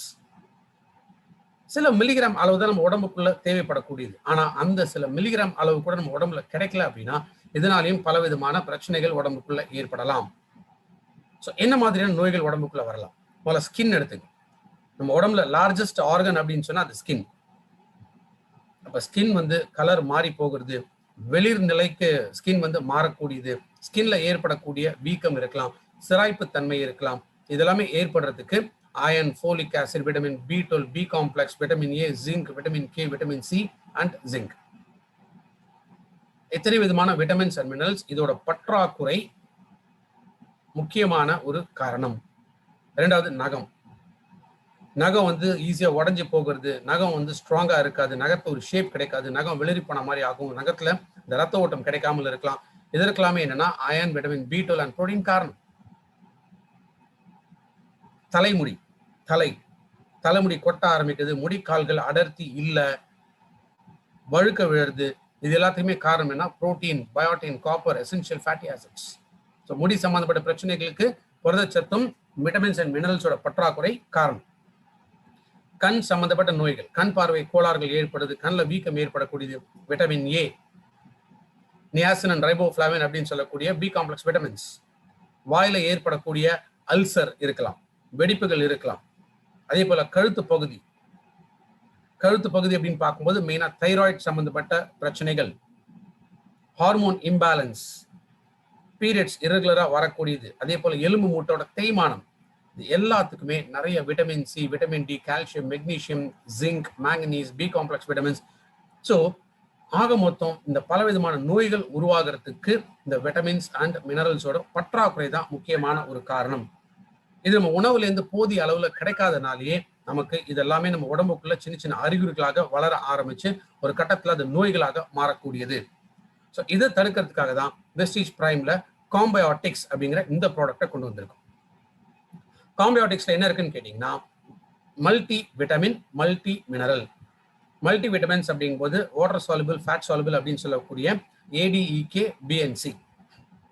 இந்த எல்லா விதமான விட்டமின்ஸ் இருக்கு, அதே போல மினரல்ஸ். ஸோ மினரல்ஸ் பொறுத்த வரைக்கும் 16 வகையான மினரல்ஸ் பிரைம் காம்பியாட்டிக்ஸ்ல இருக்கு. ஸோ யாரெல்லாம் காம்பியாட்டிக்ஸ் எடுக்கலாம்? டெய்லி ஆரோக்கியமாக இருக்கும்னு நினைக்கிறவங்க, உடம்புல நல்ல சுறுசுறுப்பு வேணும், தெம்பு வேணும்னு நினைக்கிறவங்க, நோய் எதிர்ப்பு சக்தி அதிகமாகணும்னு நினைக்கிறவங்க, செரிமான சக்தி அதிகமாகணும்னு நினைக்கிறவங்க காம்பியாட்டிக்ஸ் எடுக்கலாம். இதயம் சம்பந்தப்பட்ட நோய், நுரையீரல் சம்பந்தப்பட்ட நோய்கள், இல்ல சர்க்கரை நோய், எலும்பு மூட்டு தேய்மானம் இருக்கிறவங்க காம்பியாட்டிக்ஸ் எடுக்கலாம். பனிக்காலம் இல்ல மழைக்காலம் வந்துச்சுனாலே சில பேருக்குலாம் என்ன ஆகும், டக்குன்னு சளி பிடிக்கும், அடிக்கடி சளி பிடிக்கும், காய்ச்சல் இருக்கும், தொண்டை கரகரப்பு ஏற்படும். ஸோ இந்த பாதிப்புகள் ஃப்ரீக்வெண்டா இன்ஃபெக்ஷன்ஸ் வராமல் தடுக்கணும்னு நினைக்கிறவங்க காம்பியாட்டிக்ஸ் பயன்படுத்தலாம். 12 வயசுக்கு மேல இருக்கக்கூடிய குழந்தைங்களுக்கு காம்பியாட்டிக்ஸ் ரெக்கமெண்ட் பண்ணலாம். அதே போல பிரெக்னன்ட் ஆகணும்னு நினைக்கக்கூடிய லேடிஸ் காம்பியாட்டிக்ஸ் எடுக்கலாம். ஸோ காம்பியாட்டிக்ஸ் ஒரே ஒரு நாளைக்கு ஒரு கேப்சூல் எடுத்தாலே போதும், சாப்பிட்ட பிறகு எடுத்துட்டு வரணும். அடுத்தது ரொம்ப அற்புதமான ஒரு அரிவகையான ஒரு ப்ராடக்ட், அதுதான் இந்த சீபக்தான். சீபக்தான்ங்கிறது என்ன? புதர்கள்ல விளையக்கூடிய ஒரு பழ வகை, பெரி அப்படின்னு சொல்லக்கூடிய ஒரு பழ வகை. இந்த பழங்களும் எல்லா இடத்துலயுமே விளையாது. இது குளிர்ந்த பகுதிகளில் மட்டும்தான் வளரும். மைனஸ் டெம்பரேச்சர்ஸ் இருக்கக்கூடிய இடத்துல மட்டும்தான் வளரும். இந்தியாவை பொறுத்த வரைக்கும் ஹிமாலயன் ரீஜன்ல அதிகமாக விளையக்கூடியது இந்த சீபக்தான். சீபக்தானுக்கு நிறைய ஹிஸ்டரி இருக்கிறதா சொல்றாங்க. இன்ஃபேக்ட் அலெக்சாண்டர் மாமன்னர் அவர் வெற்றிகரமா போர் புரிஞ்சு ஜெயிச்சதுக்கான முக்கியமான காரணமே என்னன்னா இந்த சீபக்தான். ஏன்னா அவங்களோட படை வீரர்களுக்கு இந்த சீபக்தானை தான் அந்த எனர்ஜிக்காக கொடுப்பாங்களாம். ரஷ்யாவில் இருக்கக்கூடிய விண்வெளி கழகம், அங்க இருக்கக்கூடிய ஆஸ்ட்ரோநாட்ஸ், விண்வெளி வீரர்கள், அவங்களுக்கு இந்த சீபக்தான் மூலமா தான் உணவு அனுப்புவாங்களாம். நம்ம இந்தியாலேயே நம்மளுடைய பார்டர்ல இருக்கக்கூடிய அந்த டிஃபென்ஸ், நம்ம ஜவான் சோல்ஜர்ஸ், அவங்களுக்கு இந்த சீபக்தான் மூலமா தான் உணவு தயார் பண்ணி அனுப்புவாங்களாம். ஏன்னா அந்த நாள் முழுக்க அவங்களுக்கு அந்த எனர்ஜி, சுறுசுறுப்பு இது எல்லாமே இருக்கணும் அப்படிங்கிறதுக்காக. ஏன் அப்படின்னா சீபக்தான்ல என்னென்ன இருக்கு? Vitamin K, vitamin C, vitamin A, vitamin E, vitamin B complex and vitamin B. So இந்த முக்கியமான விட்டமின்ஸ் இருக்கக்கூடியது சீபக்தான்ல. அதே மாதிரி ஒமேகா அப்படிங்கிற ஒரு நல்ல கொழுப்பு. ஒமேகாங்கிற நல்ல கொழுப்பு நம்ம உடலுக்கு அதிகமாக தேவைப்படக்கூடிய நல்ல கொழுப்பு, ஆனால் நம்ம உடம்புனால உற்பத்தி செய்ய முடியாத ஒரு நல்ல கொழுப்பு.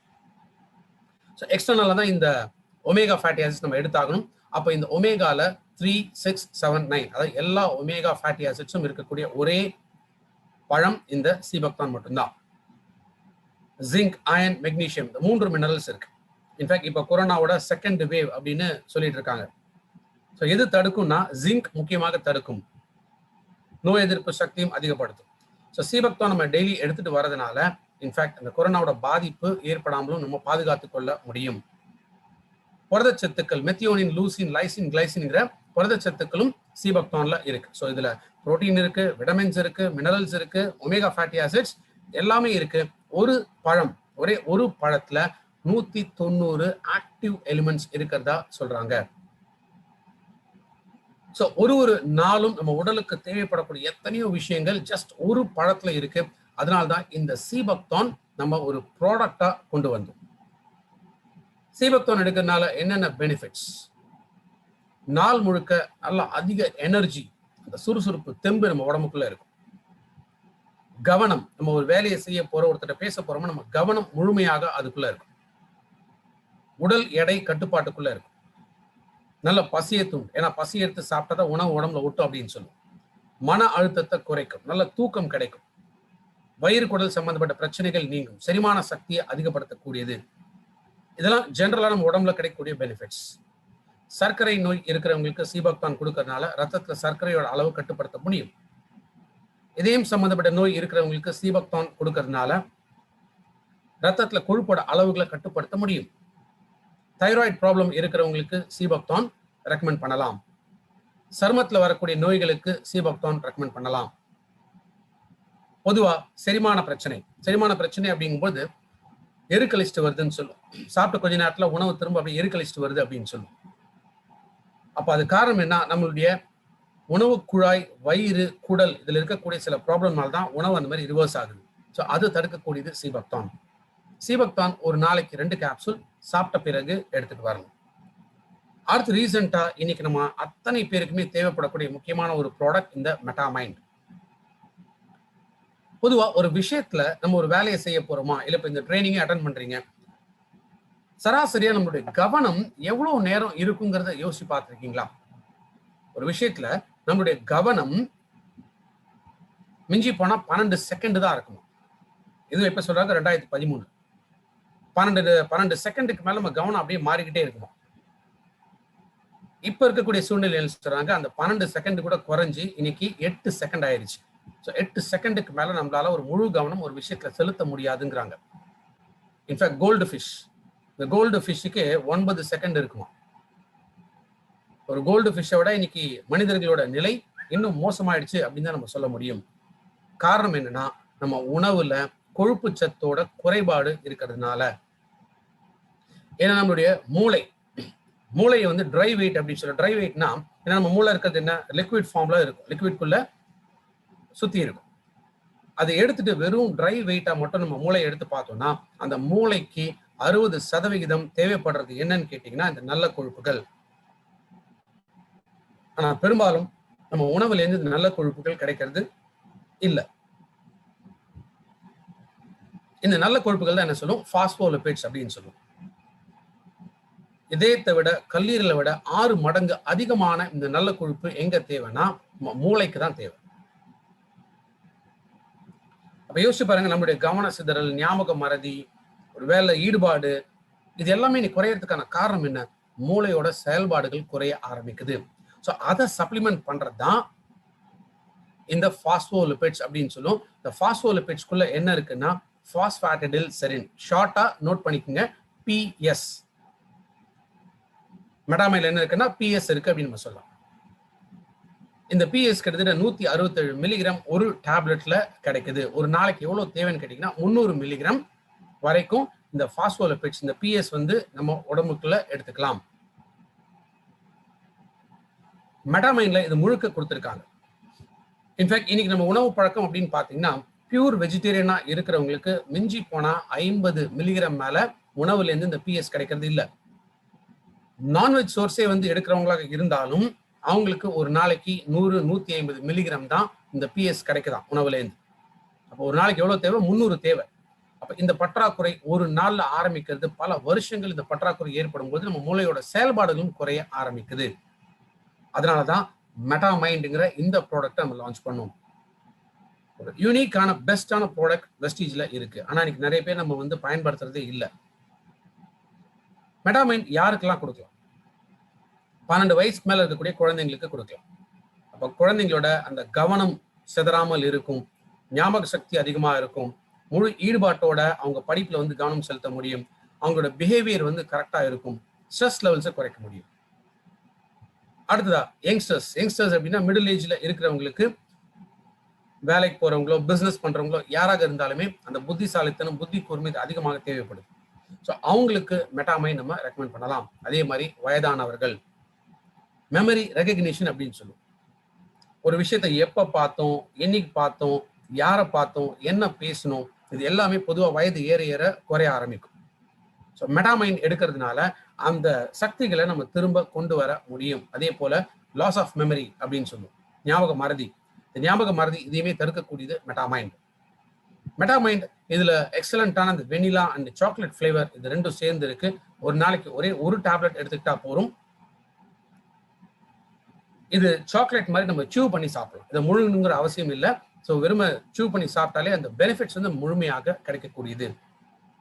ஸோ ஃபர்ஸ்ட் கேட்டகரி பிரைம்ல இருக்கக்கூடிய ப்ராடக்ட்ஸ் நம்ம பார்த்துருக்கோம். அடுத்து 2வது கேட்டகரி நோய் எதிர்ப்பு சக்திக்கான ப்ராடக்ட்ஸ். Immunity boost. ஏன் நோய் எதிர்ப்பு சக்தி தேவை? இதுதான் நம்ம உடம்புக்குள்ள நோயை முறியடிக்கக்கூடிய சக்தியை கொடுக்கக்கூடியது. முக்கியமாக வெள்ளை அணுக்கள். இந்த வெள்ளை அணுக்கள் இது சில மணி நேரங்கள் மட்டும்தான் நம்ம உடம்புக்குள்ள இருக்குமா. அதுக்கப்புறம் அந்த செல்கள் இறந்து புது செல்கள் உற்பத்தி ஆகிட்டே இருக்கும். அப்ப அந்த நம்மளுடைய இம்யூனிட்டி அப்படிங்கிறது இது எப்போதுமே ஸ்ட்ராங்கா நம்ம மெயின்டைன் பண்ணணும். ஏன்னா திரும்ப உருவாகக்கூடிய செல்களும் அது ஆரோக்கியமான செல்களாக மாறணும்.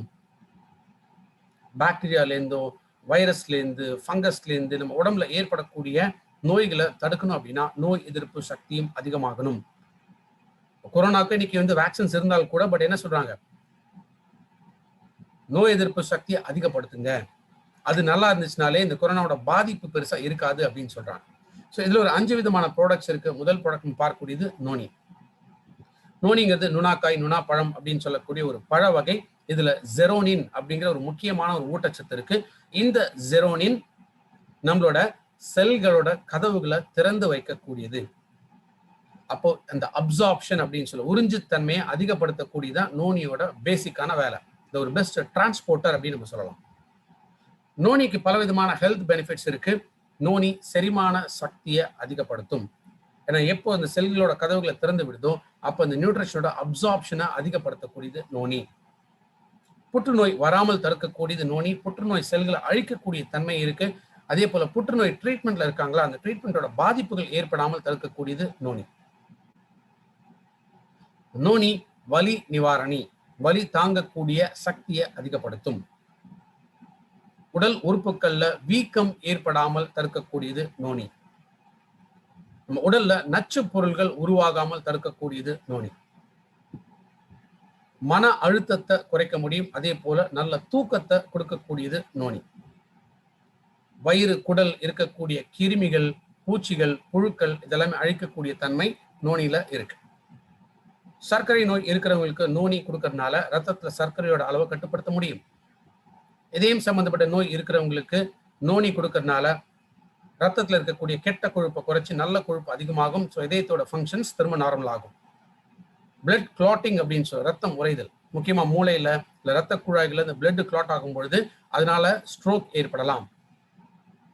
ஸோ அந்த ஸ்ட்ரோக் மூளையை அஃபெக்ட் ஆகாத தன்மை, மூளையை பாதுகாக்கக்கூடியது நோனி. கல்லீரலை பாதுகாக்கக்கூடியது நோனி. ஸோ நோனி ஒரு நாளைக்கு 2 கேப்சூல் வெறும் வயிற்றுல எடுத்துக்கிறது நல்லது. கடல் பாசி, சமுத்திர பாசி அப்படின்னு சொல்லக்கூடியதான் இந்த ஸ்பைருலினா. உலக நலவாழ்வு சங்கம், வேர்ல்ட் ஹெல்த் ஆர்கனைசேஷன் என்ன சொல்றாங்க, நாளைக்கு மனித குலமே உயிரோட இருக்கக்கூடியது அப்படின்னா அதற்கு இந்த ஸ்பைருலினா இருந்தா தான் நடக்கும். அத்தனை விதமான ஊட்டச்சத்துக்கள் இந்த ஸ்பைருலினால இருக்கு. ஸ்பைருலினால புரதச்சத்துக்கள் அதிகமாக இருக்கு. கிட்டத்தட்ட 60% புரதச்சத்துக்கள் இதுல உண்டு. கார்போஹைட்ரேட், சர்க்கரை சத்து, கிட்டத்தட்ட 15% சர்க்கரை சத்து இதுல உண்டு. 5% நல்ல கொழுப்புகள், GLA அப்படின்னு சொல்லக்கூடிய நல்ல கொழுப்பு இருக்கு. 8% இதுல iron, magnesium, calcium, potassium, selenium, உடலுக்கு தேவைப்படக்கூடிய மினரல்ஸ் எல்லாமே அடங்கி இருக்கு. விட்டமின்ஸ் பொறுத்த வரைக்கும் எல்லா பி காம்ப்ளெக்ஸ் விட்டமின்ஸ் இதுல இருக்கு. ஃபைட்டோ நியூட்ரிஷன்னா செடிகள்ல இருந்து கிடைக்கக்கூடிய ஊட்டச்சத்துக்கள், அது முழுக்க முழுக்க ஸ்பைருலினால இருக்கு. ஃபைகோசைனின், குளோரோஃபில், ஜாந்தோஃபில், பீட்டா கரோட்டின்ஸ் எல்லாமே அடங்கியிருக்கு. சரி, நம்ம உடலுக்கு என்னெல்லாம் தேவையோ அது எல்லாமே முழுமையாக அடங்கி இருக்கக்கூடிய ஒரு சிறப்பான ஒரு ஊட்டச்சத்துனா அது இந்த ஸ்பைருலினா. ஸ்பைருலினா எடுக்கிறதுனால லிவர் மற்றும் கிட்னி சம்பந்தப்பட்ட நோய்கள் ஏற்படாமல் தடுக்க முடியும். உடல் எடை குறைக்க விரும்புறவங்க ஸ்பைருலினாவும் எடுத்துட்டு வரலாம். அதே போல தைராய்டு ப்ராப்ளம், முக்கியமாக ஹைப்போதைராய்டு, இந்த கண்டிஷன்ல ஸ்பைருலினா ரெக்கமெண்ட் பண்ணலாம். பாலிசாக்கரைட்ஸ், சர்க்கரை சத்து இருக்கிறதுனால நோய் எதிர்ப்பு சக்தி அதிகப்படுத்தும். விட்டமின் B12 இருக்கிறதுனால நரம்பு தளர்ச்சி, நரம்பு சம்பந்தப்பட்ட நோய்கள் ஏற்படாமல் தடுக்கலாம். அதே போல இரத்த சோகை வராமல் தடுக்கக்கூடியது. இதுல பீட்டா கரோட்டின் சொல்லக்கூடிய ஆன்டி ஆக்சிடன்ஸ் இருக்கிறதுனால கண் பார்வை கோளாறுகள் ஏற்படாமல் தடுக்க முடியும். செலினியம்ங்கிற முக்கியமான ஒரு மினரல் இருக்கிறதுனால ஹார்ட் அட்டாக் வராமல் தடுக்க முடியும். பெண்கள் சம்பந்தப்பட்ட பிரச்சனைகள் பார்க்கும்போது ஒண்ணு நீர்க்கட்டிகள், நீர்க்கட்டிகளை அகற்றக்கூடிய தன்மை ஸ்பைருலினாக்கு உண்டு. PMS அப்படின்னு சொல்லும், பீரியட்ஸ் வரத்துக்கு ஒரு வாரத்துக்கு முன்னாடி ஏற்படக்கூடிய உடல் சோர்வு, மன அழுத்தம் வராமல் தடுக்கக்கூடியது ஸ்பைருலினா. மிஸ்கேரேஜ், கரு கலைஞ்சு போறது, கரு உருவாகும் ஆனா கரு கலைஞ்சு போயிடும். எதனாலனா அந்த கருப்பையை தாங்கக்கூடிய எண்டோமெட்ரியம் இது வீக் ஆகிறதுனால அதை பலப்படுத்தக்கூடியது ஸ்பைருலினா. ஃபர்டிலிட்டி, குழந்தை வேணும் அப்படின்னு நினைக்கிறவங்களுக்கு கொடுக்கக்கூடியது ஸ்பைருலினா. ஸ்பைருலினா ஒரு நாளைக்கு 3 கேப்சூல் வெறும் வயிற்றுல எடுத்துட்டு பாருங்க. அடுத்ததா கொலஸ்ட்ரம். கொலஸ்ட்ரம்ங்கிறது என்ன, சீம்பால இருந்து உருவாக்கக்கூடியதான் இந்த கொலஸ்ட்ரம். கொலஸ்ட்ரம்ல 5 விதமான நோய் எதிர்ப்பு சக்திக்கான தன்மைகள் இதுல அடங்கி இருக்கு. முக்கியமா 3 பெனிஃபிட்ஸ் நம்ம பார்க்கலாம். இதுலயுமே எல்லா விதமான ஊட்டச்சத்துக்கள் இருக்கு. இதுல புரதச்சத்து இருக்கு, விட்டமின்ஸ் இருக்கு, மினரல்ஸ் இருக்கு, சர்க்கரை சத்து இருக்கு, கொழுப்பு சத்து இருக்கு. 2வது நோய் எதிர்ப்பு சக்தியை அதிகப்படுத்தக்கூடிய தன்மைகள். 3வது வளர்ச்சிக்கான தேவைகள். நல்ல ஹைட் வேணும், வெயிட் வேணும், பாடி நல்லா ஸ்ட்ராங்கா இருக்கணும், சோர்வுத்தன்மை இல்லாமல் தடுக்கணும். இந்த growth ஃபேக்டர்ஸ் இதெல்லாமே கொடுக்கக்கூடியது கொலஸ்ட்ரம். ஸோ கொலஸ்ட்ரம் எடுக்கிறதுனால நம்ம உடம்புல இருக்கக்கூடிய செல்கள், திசுக்கள் இது எல்லாமே ஆரோக்கியமாக இருக்கும். ரீபில்ட் அப்படின்னு சொல்லுவோம். திரும்ப ஆரோக்கியமாக உருவாக்கக்கூடியது கொலஸ்ட்ரம். ஸோ நம்ம உடம்புல இருக்கக்கூடிய செல்கள், திசுக்கள் ஆரோக்கியமா இருந்துச்சாலும் நம்ம உடம்புக்குள்ள எப்போதுமே நல்ல நோய் எதிர்ப்பு சக்தி இருக்கும். அது மட்டும் இல்லாமல் நல்ல எனர்ஜி நம்ம உடம்புக்குள்ள எப்போதுமே இருந்துட்டு இருக்கும். உடல் உறுப்புகள்ல வீக்கம் ஏற்படாமல் தடுக்கக்கூடியது. முக்கியமா அலர்ஜி, ஒவ்வாமை இது ஏற்படாமல் தடுக்க முடியும். சில பேருக்கு ஸ்கின்ல அலர்ஜி மாதிரி வரலாம். சில பேருக்கு அலர்ஜினால அடிக்கடி சளி பிடிக்கிறது, தும்மல் வருது, இந்த பாதிப்புகள் இருக்கலாம். ஸோ அந்த அலர்ஜி வராமல் தடுக்கக்கூடியது கொலஸ்ட்ரம். கொலஸ்ட்ரம் எடுக்கிறதுனால ஞாபக சக்தி அதிகமாகும். கொலஸ்ட்ரம் எடுக்கிறதுனால எலும்புகளோட அடர்த்தியை அதிகப்படுத்தும். கொலஸ்ட்ரம் எடுக்கிறதுனால சருமத்துல வரக்கூடிய பாதிப்புகள் வராமல் தடுக்கக்கூடியது. இன்ஃபேக்ட் ஸ்கின் நல்லா சாஃப்டா ஹெல்த்தியா இருக்கணும் அப்படின்னா கொலஸ்ட்ரம் எடுத்துட்டு வரலாம். கொலஸ்ட்ரம் எடுக்கிறதுனால ஊட்டச்சத்துக்களோட உறிஞ்சு தன்மையை அதிகப்படுத்தும். கொலஸ்ட்ரம் எடுக்கிறதுனால உடம்புல கெட்ட கொழுப்பை குறைச்சி நல்ல கொழுப்பை அதிகமாக்கும். கொலஸ்ட்ரம் ஒரு நாளைக்கு 2 கேப்சூல் வெறும் வயிற்றுல எடுத்துட்டு வரணும். சோத்து கற்றாழை அப்படின்னு சொல்லக்கூடியதான் இந்த அலோவேரா. இது எந்த விதமான கிளைமேட்ல இருந்தாலுமே சரி, சிறிய அளவுல வளரக்கூடிய ஒரு தாவர வகை. அதிக நீர் உறிஞ்சக்கூடிய தன்மை அலோவேரால இருக்கு. அலோவேரால 20 வகையான அமினோ ஆசிட் அப்படின்னு சொல்லக்கூடிய புரதச்சத்துக்கள் இருக்கு. அது மட்டும் இல்லாமல் 200க்கும் மேற்பட்ட மருத்துவ கூறுகள் அலோவேரால இருக்கு. அலோவேராவோட ஹெல்த் பெனிஃபிட்ஸ் என்ன? இப்போ வெயில் காலம் அப்படிங்கிறது ஸ்டார்ட் ஆயிடுச்சு. அப்போ நம்ம பாடி ஹீட்டும் அதிகமாகும். ஏன்னா பாடி ஹீட் அதிகமாச்சுனாலே நோய் பரப்பக்கூடிய கிருமிகளும் உடம்புக்குள்ள வளரும். உடல் உஷ்ணம் இதை குறைக்கணும்னா அலோவேரா எடுத்துட்டு வரணும். அதே போல் நம்ம உடலோட தன்மை பிஹெச் பேலன்ஸ் அப்படின்னு சொல்லுவோம். இந்த பிஹெச் பேலன்ஸ் எப்படி இருக்கணும்? கரியமில தன்மை காரத்தன்மையாக இருக்கணும், ஆல்கலைன் அப்படின்னு சொல்லுவோம். பட் பெரும்பாலும் நம்ம உடல் எப்போதுமே அமிலத்தன்மை அதிகமாக இருக்கு. ஸோ அந்த அமிலத்தன்மையிலிருந்து காரத்தன்மையாக மாற்றணும் அப்படின்னா அதற்கு அலோவேரா எடுத்துட்டு வரணும். அலோவேரா பசியை தூண்டும், செரிமான சக்தியை அதிகப்படுத்தும். அலோவேரா இருக்கிறதுனால இதுல விட்டமின் ஏ இருக்கு. விட்டமின் ஏ கண் பார்வைக்கு தேவைப்படக்கூடிய முக்கியமான விட்டமின். விட்டமின் சி இருக்கு, நோய் எதிர்ப்பு சக்தியை அதிகப்படுத்தும். விட்டமின் கே ஆர் பயோட்டின் இருக்கு, இது தலைமுடி சம்பந்தப்பட்ட பிரச்சனைகள் வராமல் தடுக்கக்கூடியது. அதே போல ஸ்கின்ல ஏற்படக்கூடிய நோய்கள் வராமல் தடுக்க முடியும். முகப்பொருளிலிருந்து சொரியாசிஸ் வரைக்கும் எத்தனையோ ஸ்கின் சம்பந்தப்பட்ட நோய்கள் இருந்தாலும் நம்ம ஸ்ட்ரெயிட்டா அலோவேரா, சீபக்தான் இந்த மாதிரி ப்ராடக்ட்ஸ் நம்ம ரெக்கமெண்ட் பண்ணலாம். அலோவேரா எடுக்கிறதுனால மலச்சிக்கல் பிரச்சனை ஏற்படாமல் தடுக்கக்கூடியது. பாடி மெட்டபாலிசம் இம்ப்ரூவ் ஆகும். மெட்டபாலிசம் அப்படிங்கிறது என்ன? நம்ம எடுக்கக்கூடிய உணவு சரியான முறையில செரிமானம் ஆகணும்.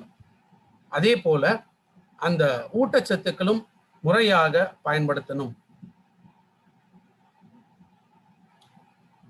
இது எல்லாமே சரியாக நடக்கணும் அப்படின்னா அலோவேரா நமக்கு தேவை. அலோவேரா ஒரு நாளைக்கு 2 கேப்சூல் வெறும் வயிற்றுல எடுத்துட்டு வரணும்.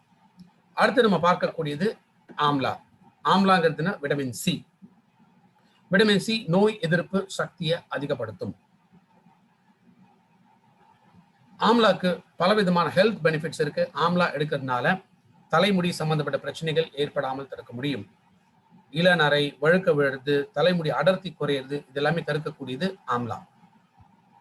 செரிமான சக்தியை அதிகப்படுத்தக்கூடியது ஆம்லா.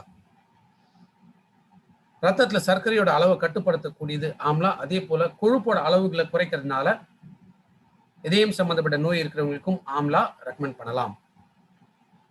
பீரியட்ஸ் டைம்ல வரக்கூடிய அந்த அடி வயிறு வலி இதை குறைக்கக்கூடியது ஆம்லா.